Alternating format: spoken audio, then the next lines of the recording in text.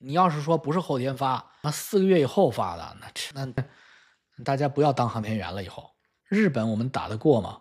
日本绝对打得过，灭之如负掌耳，灭之如弹指耳，打不过美国呀。日本有113个美军基地，这是问题关键。哎呀，真的是在空间站烧烤，真的是在空间站烧烤，那我能造谣吗？你看大老王节目看这么多年了，大老王嬉皮笑脸的说的可都是真事儿。那他们真在空间站烧烤，那有电视直播的。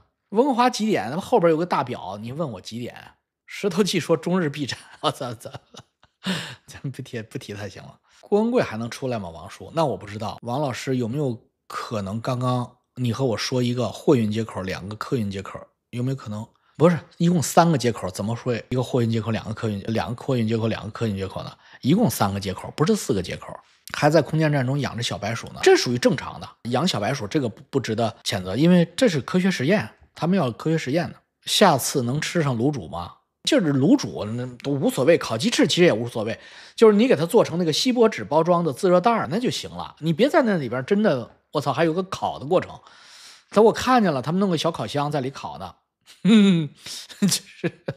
这就没有必要嘛。也是电烤，不费氧气，它不是碳烤。苹果怎么打上？一点 chart 底下那个对话框右边有个钱，有个 dollar 小钞票，一点它就打上。石头记是武长顺私生子，胡说八道，一派胡言。你们不能这么乱来。卤煮和豆汁儿你爱吃，我爱吃，那我都爱吃。豆汁儿我能喝一大碗，都不配胶圈，给我点麻仁金丝就行了。我爱吃。那是个空气炸锅，不是烤箱。对，反正。